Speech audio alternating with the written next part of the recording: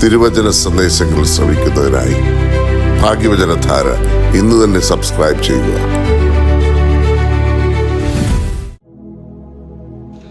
ഭാഗ്യവചനധാരയിലേക്ക് ഏവർക്കും സ്വാഗതം. ക്രൈസ്തവ സഭകളിലെ വളരെ പ്രാധാന്യമുള്ള ഒരു ആത്മീയ കാലഘട്ടത്തിൽ കൂടെയാണ് നാം ഇപ്പോൾ കടന്നു പോകുന്നത്. ശ്ലീഹാ നോമ്പ് പ്രാർത്ഥനയുടെയും ദൗത്യത്തിൻ്റെയുമായ ഒരു കാലഘട്ടം. അപ്പോസ്തലന്മാരുടെ നോമ്പ് എന്നാണ് ഈ പുണ്യദിനങ്ങളെ നമ്മൾ വിളിക്കുന്നത്. ശ്ലീഹ എന്ന സുറിയാനി വാക്കിന് അർത്ഥം അയക്കപ്പെട്ടവൻ എന്നാണ്. യേശുക്രിസ്തുവിൻ്റെ സുവിശേഷ ദൗത്യവുമായി ലോകത്തിൻ്റെ വിവിധ ഭാഗങ്ങളിലേക്ക് അയക്കപ്പെട്ട അപ്പോസ്തലന്മാരുടെ ഓർമ്മ പുതുക്കുന്നതാണ് ഈ നോമ്പുകാലം.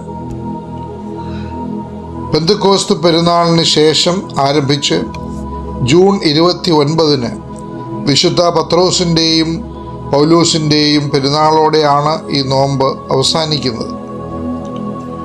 പരിശുദ്ധാത്മാവിനെ സ്വീകരിച്ച ശേഷം വലിയ ദൗത്യത്തിലേക്ക്, അതായത് ലോകം മുഴുവൻ ക്രിസ്തുവിൻ്റെ സ്നേഹം എത്തിക്കുക എന്ന ശ്രേഷ്ഠമായ ഉത്തരവാദിത്വത്തിലേക്ക് ഇറങ്ങിത്തിരിക്കുന്നതിന് മുമ്പ് ശ്ലീഹന്മാർ പ്രാർത്ഥനയിലും ഉപവാസത്തിലും ചിലവഴിച്ച നാളുകളുടെ ഓർമ്മപ്പെടുത്തലാണ് ഇത്.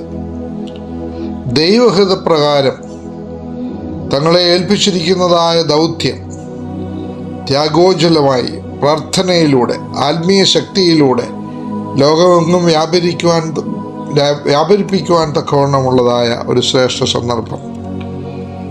ഈ നോമ്പുകാലത്ത് നല്ല തയ്യാറെടുപ്പോടുകൂടി തങ്ങളുടെ ഉത്തരവാദിത്തങ്ങളിൽ മുന്നേറുവാൻ തക്കവണ്ണം ആത്മസംയമനത്തോടെ ഒരുങ്ങിയ ശ്ലീഹന്മാരെ നാം ഇവിടെ ഓർക്കുകയാണ്. അവരുടെ ത്യാഗ മനോഭാവവും സ്വാർത്ഥത വെടിഞ്ഞുള്ളതായ ജീവിതവും മറ്റുള്ളവർക്ക് വേണ്ടി ജീവിക്കുവാനും സഹജീവികളെ സഹായിക്കുവാനും യേശുക്രിസ്തു ഏൽപ്പിച്ചതായ ദൗത്യം ശ്രേഷ്ഠമായി നടപ്പാക്കിയെടുക്കുവാനും തക്കവണ്ണമുള്ളതായ അവരുടെ കരുതലും മറ്റുള്ളവർക്കുള്ളതായ കാവലും അവരുടേതായ പ്രവർത്തനത്തിലെ ഊർജവും നമുക്ക് ഊർജം നൽകുന്നതാണ്.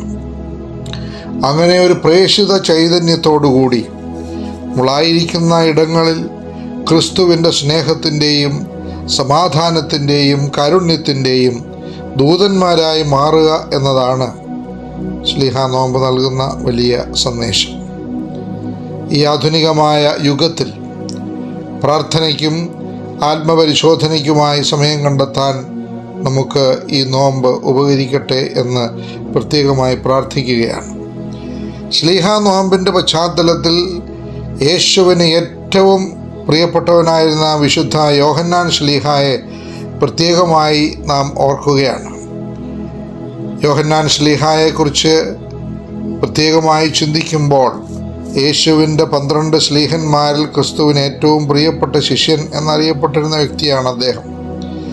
സ്നേഹത്തിൻ്റെ അപ്പോസ്തോലൻ എന്നാണ് യോഹന്നാൻ ശ്ലീഹ ചരിത്രത്തിൽ ഓർമ്മിക്കപ്പെടുന്നത്. യോഹന്നാൻ ശ്ലീഹായുടെ ജീവിതം വളരെ ശ്രേഷ്ഠമായിരുന്നു. കുരിശിൻ്റെ ചുവട്ടിലെ വിശ്വസ്തത നമുക്ക് കാണുവാൻ സാധിക്കും. യേശുവിൻ്റെ കുരിശിൻ്റെ ചുവട്ടിൽ എല്ലാ ശിഷ്യന്മാരും മാറിയപ്പോഴും ജീവൻ പോലും പണയം വെച്ച് ഗോഗുൽഥാ മലയിലെ കുരിശിൻ ചുവട്ടിൽ അവസാനം വരെ ഉറച്ചു നിന്ന ശിഷ്യനായിരുന്നു യോഹന്നാൻ. പ്രതിസന്ധികളിലും തളരാതെ കടുത്ത ദൈവവിശ്വാസം അദ്ദേഹത്തിന് ഉണ്ടായിരുന്നു. കുരിശിൽ നിന്നുകൊണ്ട് യേശു ക്രിസ്തു പറയുന്നതായ 7 മൊഴികളിൽ കുരിശിൽ തറയ്ക്കപ്പെട്ടപ്പോൾ ബലിപീഠം പ്രസംഗപീഠമാക്കിയ മരണമാണ് യേശുക്രിസ്തുവിൻ്റെ മരണം. അവിടെ 7 മൊഴി ചൊന്നതിൽ ഒരു മൊഴി സ്ത്രീയെ ഇതാ നിൻ്റെ മകൻ, ഇതാ നിൻ്റെ അമ്മ എന്നാണ്. കുരിശിൻ ചുവട്ടിൽ നിൽക്കുന്ന യോഹന്നാനോടായിട്ടാണ് ഇതാ നിൻ്റെ അമ്മ എന്ന് പറയുന്നത്. The great concern of the heavenly Son towards his worldly mother. കുരിശിൻ ചുവട്ടിലായിരിക്കുന്ന യോഹന്നാനെ ലോകപരമായി തൻ്റെ അമ്മയായിരുന്ന മറിയത്തെ ഭരമേൽപ്പിക്കുന്ന കർത്താവിനെ നാം അവിടെ ദർശിക്കുന്നു. അപ്പോൾ തൻ്റെ ജീവൻ വെടിയുന്നതിന് മുമ്പ് യേശുക്രിസ്തുവിനെ സാക്ഷിക്കുവാനും കാണുവാനും മാതാവിനെ പരമേൽപ്പിക്കുന്ന ശബ്ദം കേൾക്കുവാനും ഭാഗ്യം സിദ്ധിച്ച ഒരു ശിഷ്യനാണ് വിശുദ്ധ യോഹന്നാൻ. അവൻ്റെ പങ്കപ്പാടുകൾ ദർശിക്കുവാനും ആ രീതിയിൽ ക്രിസ്തുവിനോടുകൂടെ ആയിരിക്കാനും സ്നേഹത്തിൽ പകരുവാനും സാധിച്ചതായ ഒരു ശിഷ്യനാണ് അദ്ദേഹം. എല്ലാ ശിഷ്യന്മാരുടെയും ആ സ്നേഹമിശ്രണമായ ജീവിതവും ശ്രേഷ്ഠമായ ഉപമകളും ഒക്കെയും നമുക്ക് എല്ലാവർക്കും നന്മയുള്ള ജീവിതത്തിന് മുഖാന്തരമാകട്ടെ എന്ന് പ്രാർത്ഥിക്കുന്നു. ഏവർക്കും ശുഭദിനം.